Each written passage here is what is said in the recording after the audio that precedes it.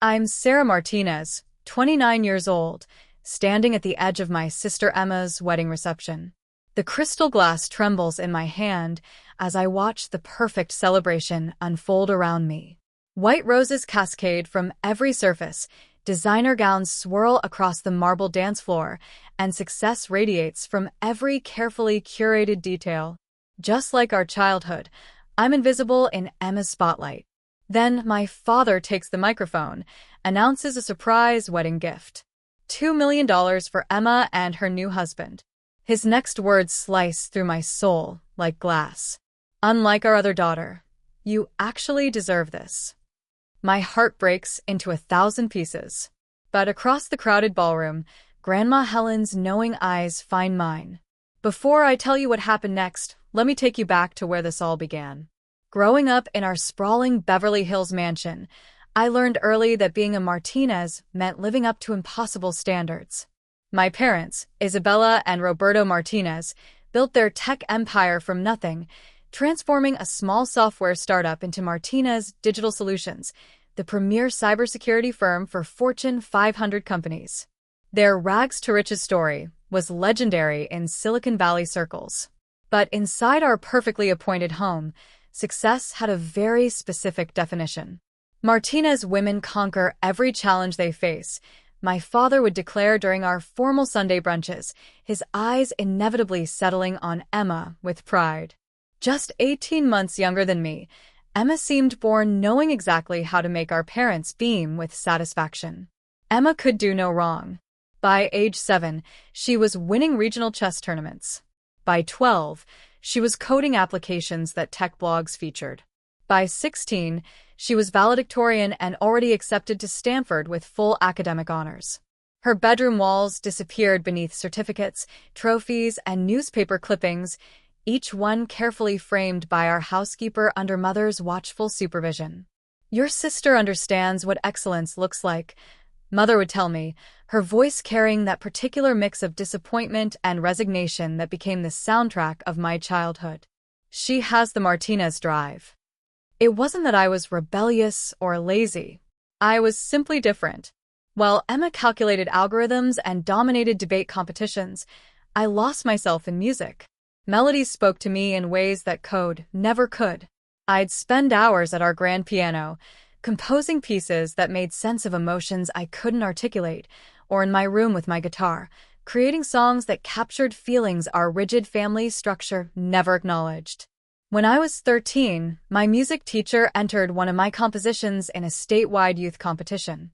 Against incredible odds, I won second place. A local music magazine even featured a small interview with me, calling my piece hauntingly beautiful and praising my mature emotional depth. I'd never felt so validated, so seen. That same month, Emma won the National Science Fair with her artificial intelligence project. My parents threw an elaborate celebration, inviting tech executives, investors, and media representatives. My competition certificate sat forgotten on the kitchen counter until our housekeeper quietly placed it in my room weeks later. "I saw that little article about your music," Mother said when I finally gathered courage to mention it. "It's sweet that you have something to occupy your time." Occupy my time. That's all my passion ever was to them. A hobby to keep me busy while Emma achieved real success. The only person who truly understood me was Grandma Helen, my father's mother. She lived in a cozy cottage in Malibu, refusing my parents' repeated offers to move her into a luxury condo closer to us. "Too much marble makes my soul feel cold," she'd say with a knowing smile whenever they'd pressure her at family gatherings. Grandma Helen had been a professional musician before marriage, a jazz pianist who'd performed in clubs throughout Los Angeles in the 1960s. In her music-filled home, success wasn't measured by stock portfolios or patent applications. It was measured by authenticity, emotional truth, and the courage to express one's deepest self. "Your music carries stories, Sarah," she told me after hearing my winning composition. "Never underestimate how rare and precious that gift is." When I'd escape to her cottage after particularly brutal family dinners, Grandma Helen would make chamomile tea and listen, really listen, as I played new pieces or shared my dreams of studying music composition. The world needs beauty as much as it needs technology, she'd remind me. Perhaps more so.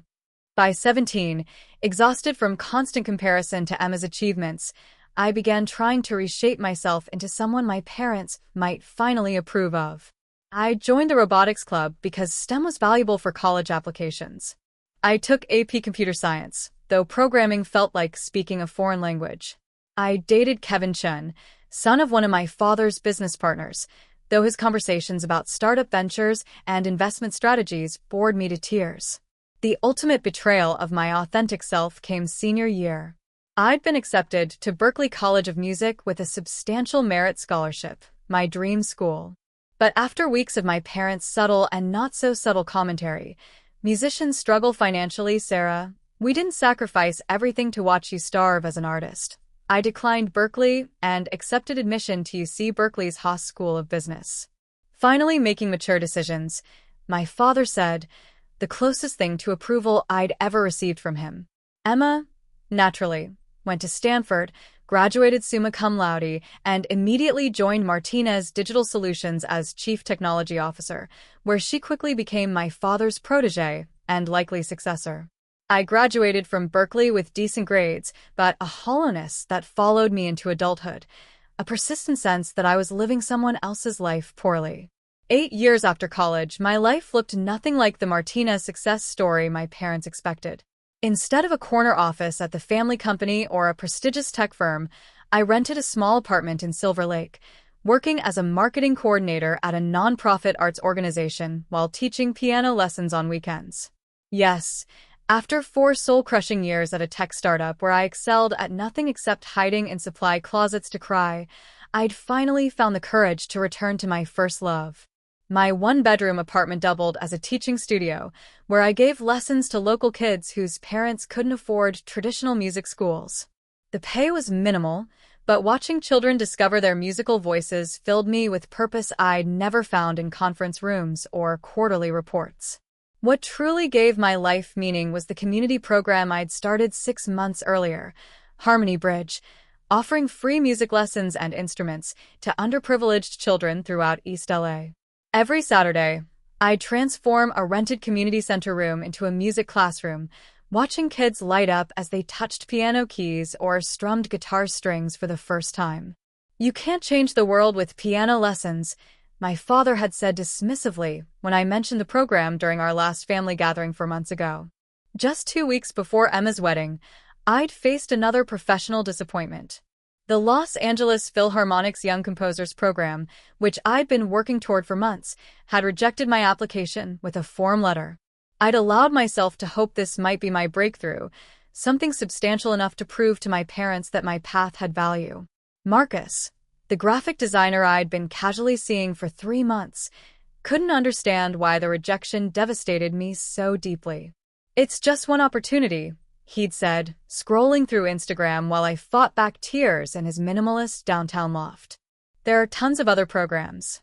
Marcus didn't comprehend the complex web of music, worth, and family validation that defined my emotional landscape. Our relationship existed primarily on weekends, his world of client pitches and networking events intersecting with my solitary teaching days only during brief intervals. When Emma's wedding invitation arrived, thick ivory cardstock with gold embossing, I'd stared at it for days. Emma was marrying David Sterling, heir to a tech fortune whose family owned half of Palo Alto. The merger my parents could have scripted themselves. You have to go, Marcus said when I showed him the invitation. She's your sister. Easy for him to say. His family sent him encouraging texts and called just to check in. I finally RSVP'd yes, some masochistic part of me needing to witness this celebration of my sister's perfect life choices. Finding something appropriate to wear became its own torture. My wardrobe consisted mainly of vintage band t-shirts and comfortable jeans. Nothing suitable for a Beverly Hills wedding where women would be draped in designer gowns and family heirlooms. A day of thrift shopping yielded a simple navy dress that looked elegant after careful alterations. Just try to connect with them, Marcus suggested the night before the wedding, as though family dynamics were puzzles easily solved with goodwill. Before leaving for the ceremony, I performed my ritual for difficult family encounters, reading Grandma Helen's letters. Over the years, she'd written me regularly, her flowing handwriting filling pages with encouragement, sheet music recommendations, and gentle wisdom about staying true to one's artistic path. "Your melody is uniquely yours, dear Sarah," she'd written after I told her about leaving the tech startup. "Courage isn't found in following someone else's score, but in composing your own symphony, even when others can't hear the beauty." The drive from Silver Lake to Beverly Hills felt like traveling between worlds. Urban grit gave way to manicured perfection, palm trees standing at attention like expensive sentries. With each mile, I felt myself shrinking, adult Sarah fading as childhood insecurities resurged. The Martinez estate hadn't changed. The circular driveway still featured the imported Italian fountain, cherubs eternally pouring crystalline water. The Spanish colonial mansion gleamed cream and terracotta against professionally landscaped grounds where hundreds of white roses had been planted specifically for the occasion. Everything pristine, everything perfect, everything screaming wealth and achievement. Mother greeted me at the front entrance herself, resplendent in champagne silk, her dark hair swept into an intricate updo, diamonds at her throat catching the afternoon sunlight. "Sarah, you made it." She offered air kisses, careful not to disturb her makeup. Her eyes performed their familiar rapid assessment. "That dress is interesting. We still have time if you'd like to borrow something from my closet." "This is fine, Mother," I said, gripping my small clutch tighter. "Congratulations on the wedding. Where's Emma?" "In the bridal suite with the photographer. Do fix your hair before the ceremony. The humidity has made it rather wild." Not even 5 minutes, and already critiqued. I navigated through the house, past the formal living room where we never actually lived, through the dining room set for tonight's reception with the family's baccarat crystal and gold-rimmed china. French doors opened onto the terraced gardens where white silk draping and roses created a fairy tale ceremony space. Emma stood near the altar area with David, radiant in her custom Vera Wang gown, every detail perfect from her professional makeup to her borrowed family tiara. When she spotted me, her face lit with what seemed like genuine happiness. "Sarah, you look beautiful." We embraced carefully, mindful of her dress and elaborate hairstyle. "I'm so glad you're here." "Wouldn't miss it," I said, meaning it despite everything. Whatever our family dynamics, Emma was still my sister. David, handsome in his perfectly tailored tuxedo, nodded politely. "Sarah, good to see you. Emma mentioned you're working in music education?"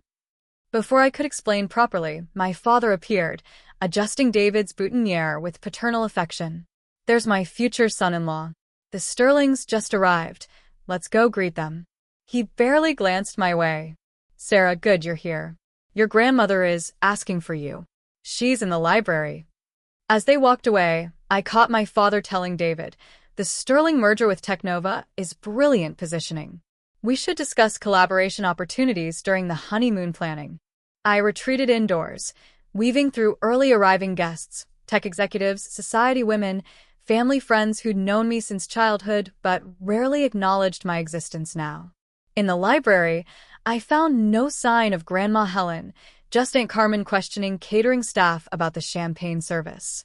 "Sarah, my goodness, I almost didn't recognize you." Aunt Carmen squinted at me through designer glasses. "Still pursuing that music hobby?" My daughter Jessica just made senior partner at her law firm. 28 and already so accomplished. This would be the pattern for the next hour, relatives and family friends asking about my hobby, then immediately pivoting to share their children's conventional successes before I could respond meaningfully. "Are you dating anyone serious?" No. "Well, there's still time, I suppose." "Still in that Silver Lake neighborhood? How artistic." "Have you considered corporate training? At least there'd be benefits." From across the reception area, I could hear my mother's voice rising above conversations. Emma designed the entire security protocol for our European expansion. 6 new countries, completely seamless integration. Needing solitude, I slipped upstairs to my old bedroom. My parents had redecorated it years ago into a neutral guest space, erasing all evidence of my existence.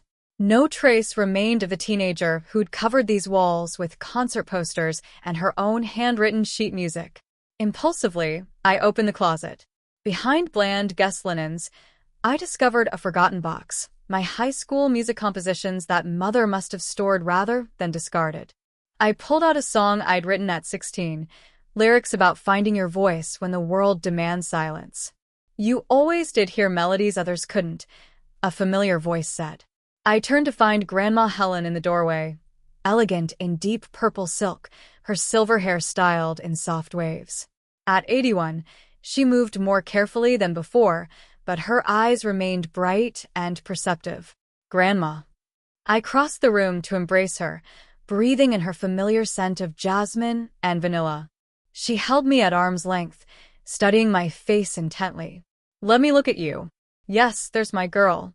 A bit weathered by expectation and disappointment, perhaps, but your light still shines." Something in her gaze seemed different, more intense, more urgent than usual. "Stay strong tonight, dear," she said, touching my cheek gently. "Sometimes the most painful moments lead to the greatest freedom." Before I could ask what she meant, Emma's voice echoed through the house intercom. "All family and friends, please gather in the garden for the ceremony." Helen took my arm. "Shall we witness this beautiful moment together?" The ceremony was undeniably gorgeous. Emma glowed with happiness as she exchanged vows with David beneath an arch of white roses. Their love seemed genuine, their promises heartfelt.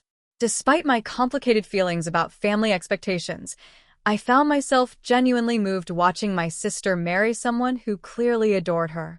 During the reception that followed, I positioned myself at a corner table, hoping to fulfill my familial obligation while remaining relatively invisible. From this vantage point, I could observe without participating, a skill perfected through decades of family events. The evening progressed predictably. Elegant speeches, perfect food, networking conversations that sounded more like business meetings than wedding celebration.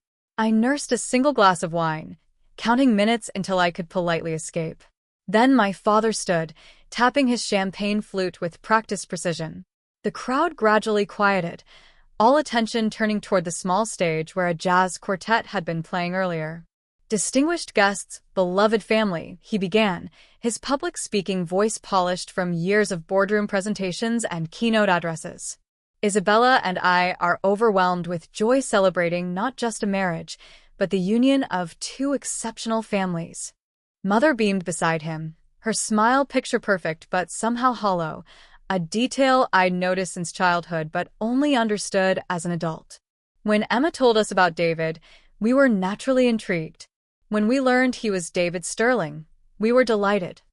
Appreciative chuckles rippled through the crowd. Not because of the Sterling name, though who could complain? More laughter. But because we've watched David grow into the brilliant, principled man standing before us. David looked genuinely touched while Emma gazed at him adoringly. They truly were a striking couple, both successful, attractive, perfectly matched in ambition and social status. "Emma has exceeded every expectation we've dared to dream," Father continued, his voice swelling with unmistakable pride. "Valedictorian, Stanford graduate, and now the visionary behind our company's most profitable innovations. She understands excellence, legacy, and responsibility in ways that make a father incredibly proud." I took a deeper sip of wine, familiar heat rising in my chest. Every family gathering inevitably included some version of the "Emma is extraordinary" speech. I'd learned to dissociate during these moments, mentally composing melodies instead of listening. Which is why Isabella and I decided to announce a special wedding gift tonight. This captured my attention. My parents were generous with Emma always, but usually privately. "Emma, David, we know you've been house hunting in Palo Alto and considering properties in Napa." Father smiled broadly. "To help you begin your marriage with the foundation you deserve, your mother and I are gifting you $2 million toward your first home together." Gasps and approving murmurs swept through the crowd. Emma looked genuinely surprised while David's parents nodded approvingly. "With sterling innovation and Martinez determination, we expect nothing but greatness from this partnership," Father continued. I felt suddenly dizzy, the wine turning acidic in my stomach. $2 million. More money than I would see in a lifetime, given casually like a set of towels or kitchen appliances. Then Father's gaze found mine across the crowded reception, his expression shifting subtly. Of course, we wish all our daughters could receive such gifts. The crowd's attention swiveled toward me, sitting frozen at my corner table. Unlike our other daughter, you actually deserve this, Emma. Perhaps someday Sarah will give us reason for similar celebration. The room seemed to tilt. Had he actually said that? The pitying glances confirmed it wasn't my imagination. My father had just publicly declared me unworthy, undeserving, a disappointment compared to my accomplished sister. Someone coughed uncomfortably. Someone else whispered audibly. The musical one, you know. Lives in that artsy neighborhood. I couldn't breathe. The wine glass trembled in my hand, liquid threatening to spill. I needed to escape before I shattered. The glass or myself, I wasn't sure which would break first. With as much dignity as I could muster, I placed my glass on the table and walked, walked, toward the nearest exit. The powder room down the hall provided blessed privacy, where I finally allowed tears to come. Silent sobs shook my shoulders as I leaned against the marble vanity. Worthless. The word echoed in my mind, confirming every insecurity, every doubt, every moment of feeling inadequate. It wasn't just that Father thought it. I'd known that for years. It was the casual cruelty of saying it publicly, humiliating me in front of everyone who mattered in their world. This wasn't the first time, of course. There was this Sarah's unique approach to career planning comment at my college graduation. We love Sarah despite her unconventional choices at Christmas 2 years ago.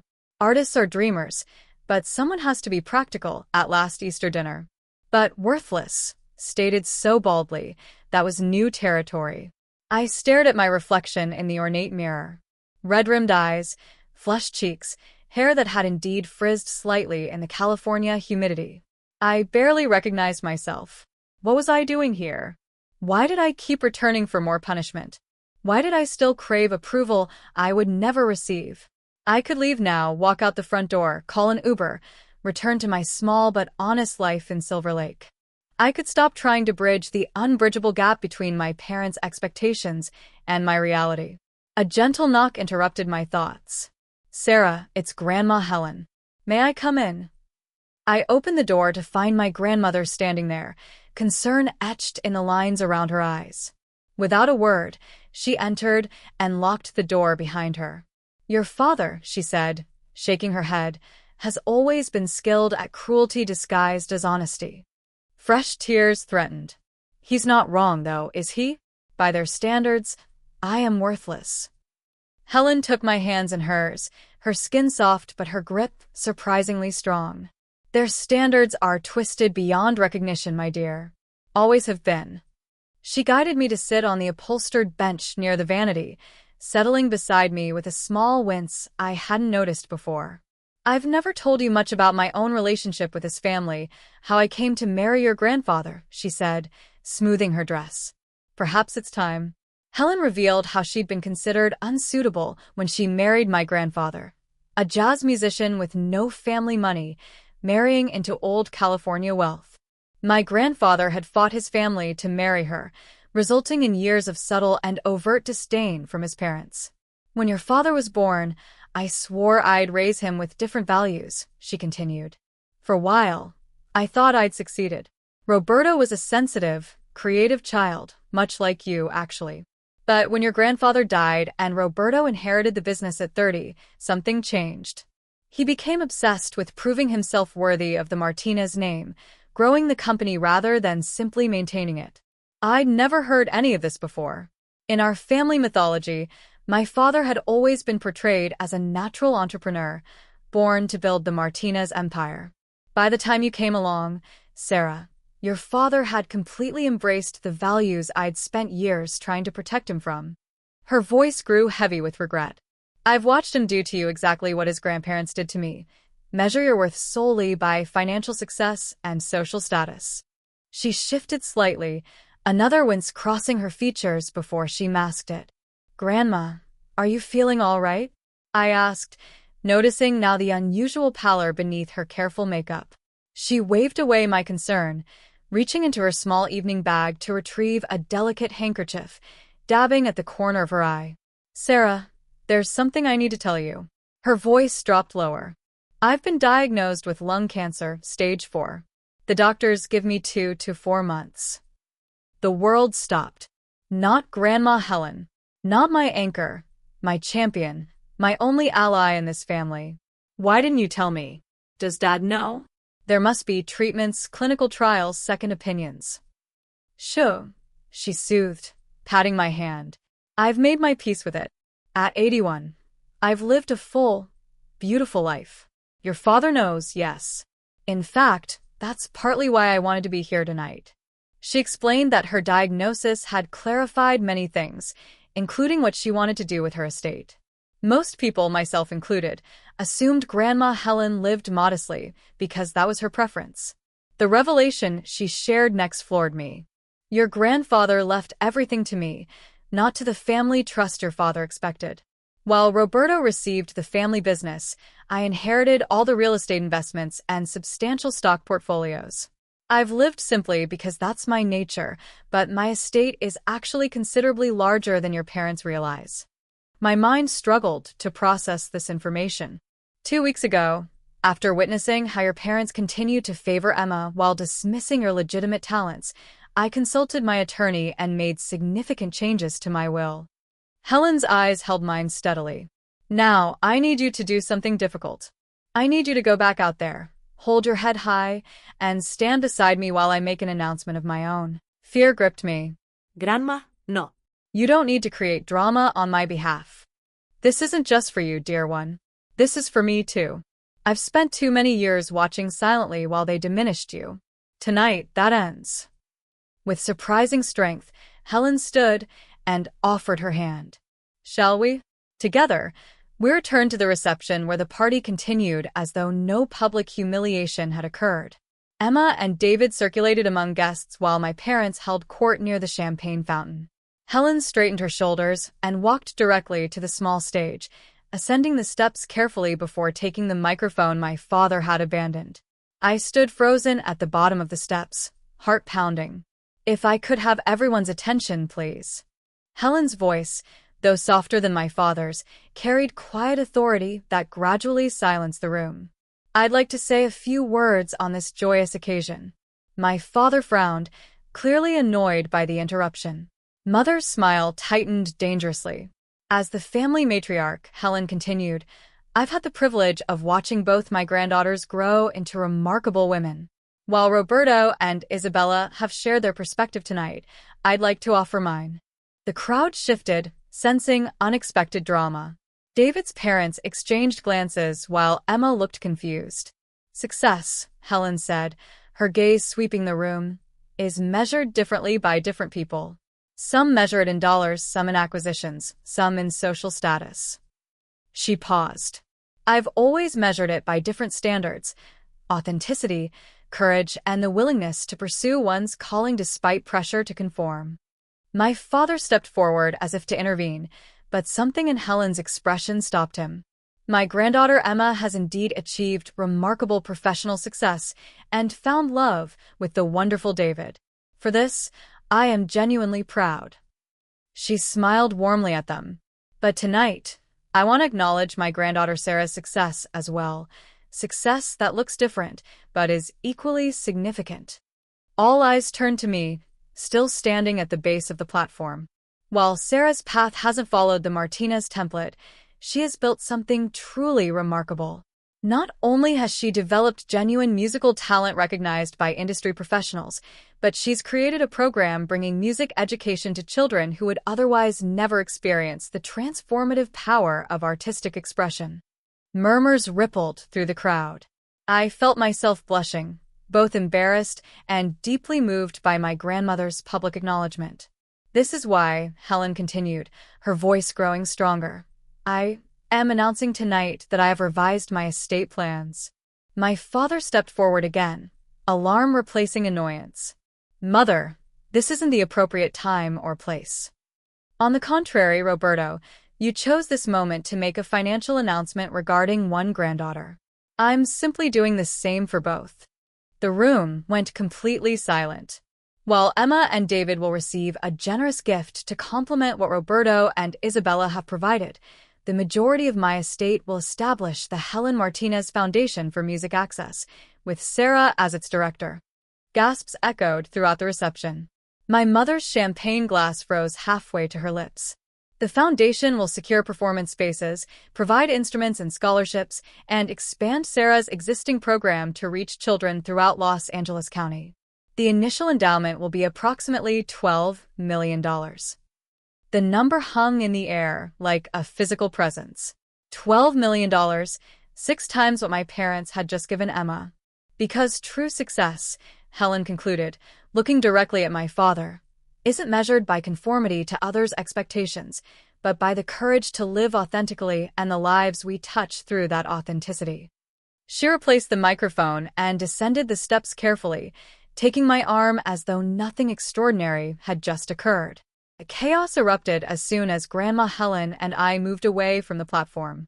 Guests buzzed with excitement over the unexpected drama while my parents quickly huddled with Emma and David, their faces masks of controlled fury. David's parents appeared confused, unsure whether this development elevated or diminished their son's advantageous match. "Grandma, I can't believe you did that," I whispered as we made our way through the crowd, receiving curious stares from all directions. "Believe it, dear," she replied calmly. "I've been planning that speech for weeks." Before we could reach a quiet corner, Emma broke away from the family huddle and approached us, her expression surprisingly warm despite the chaos. "Grandma Helen, that was incredible," she said before turning to me. "Sarah, I had no idea about your music program. It sounds amazing." Her sincerity caught me off guard. "Thank you. It's small, but the kids are incredible. I'd love to hear more about it. Maybe I could help with the technology infrastructure for the foundation." Before I could respond, my mother materialized beside Emma, placing a firm hand on her arm. "Darling, David's parents are asking about the timeline for moving to Palo Alto. Some confusion about the housing market." Emma hesitated, then smiled apologetically at me. "We'll talk more later, Sarah." As she walked away, Mother's gaze swept over Grandma Helen and me with arctic coldness. "Mother Martinez, several guests wish to congratulate Emma and David. Sarah, your father would like a word in his study." "Now." The familiar command voice triggered my childhood reflex to obey immediately, but Helen's hand tightened on my arm. "Actually, Isabella," my grandmother said pleasantly, "Sarah will be accompanying me for some fresh air. Roberto's concerns can wait until tomorrow." Mother's perfectly sculpted eyebrows rose fractionally, the Martinez equivalent of open-mouthed shock. No one contradicted her directives, especially regarding my father's wishes.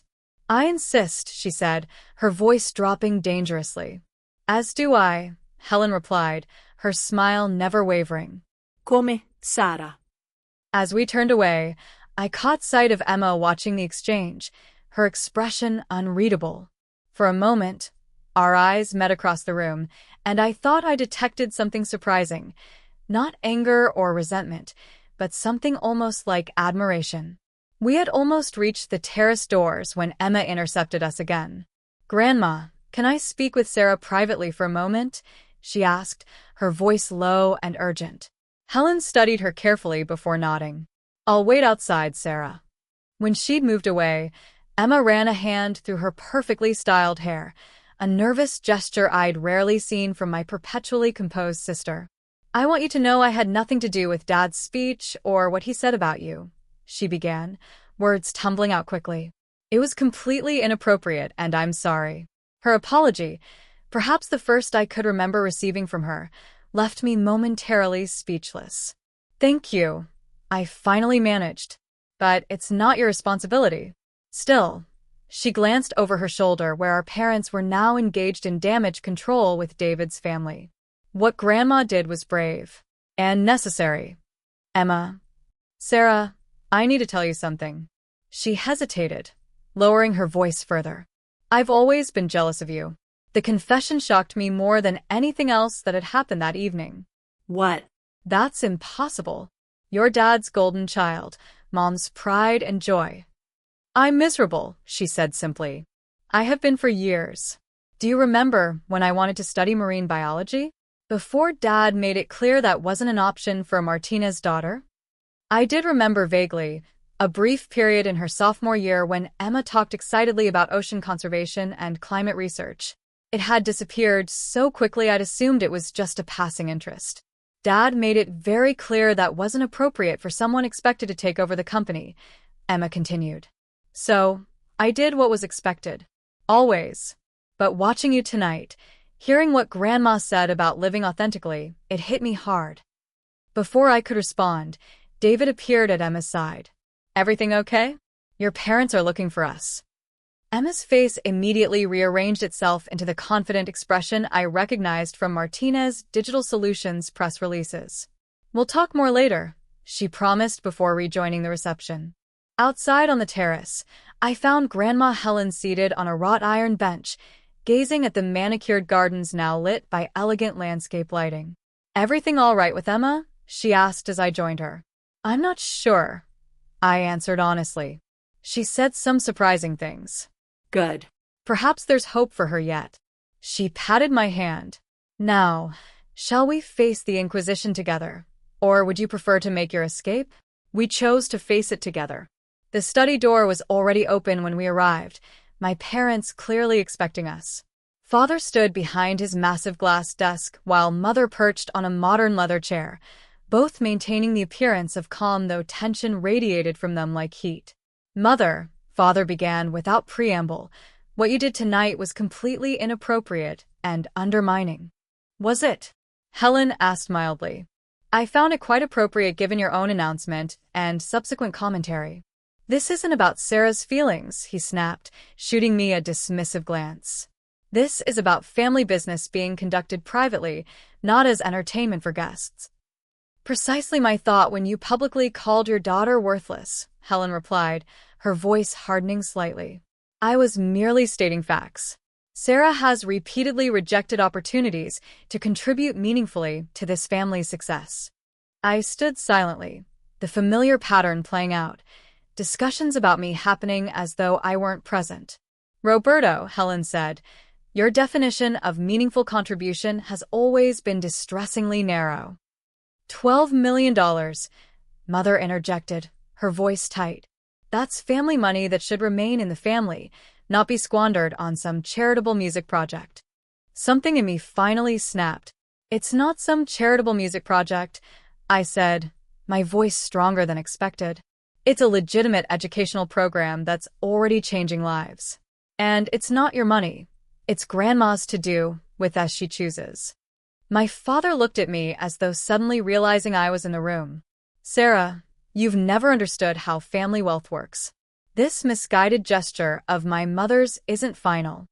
Actually it is, Helen interrupted. The paperwork is signed. The foundation is already established. Unless you plan to challenge a perfectly legal will created by a competent woman, which would generate exactly the kind of public scandal you've spent your life avoiding, I suggest you accept this gracefully. Father's face flushed with anger. We'll discuss this further tomorrow, when everyone is thinking more rationally. There's nothing further to discuss, I said, surprising myself again. Grandma has made her decision, and I'm honored to help fulfill her vision. Mother stood abruptly. We have guests waiting. This conversation isn't over. Actually, Isabella, it is, Helen said calmly. Sarah and I will be leaving now. Please make our excuses to the remaining guests. And somehow, despite my parents' protests and attempts to assert control, that's exactly what we did. I helped my grandmother to my car, and we drove away from the Martinez estate, leaving behind the party celebrating one vision of success to embrace a completely different one. 2 months after Emma's wedding, I stood in the center of a sun-filled warehouse space in downtown Los Angeles, watching as contractors installed soundproofing for what would soon become the main performance hall of the Helen Martinez Foundation for Music Access. The foundation's first major acquisition had been this building, a former recording studio with perfect acoustics, multiple rehearsal rooms, and enough space for classrooms, offices, and a small concert venue. The initial funding from Grandma Helen's estate had been released immediately, allowing us to move quickly, while she could still participate in bringing her vision to life. The warehouse would serve as both headquarters for the foundation and an expanded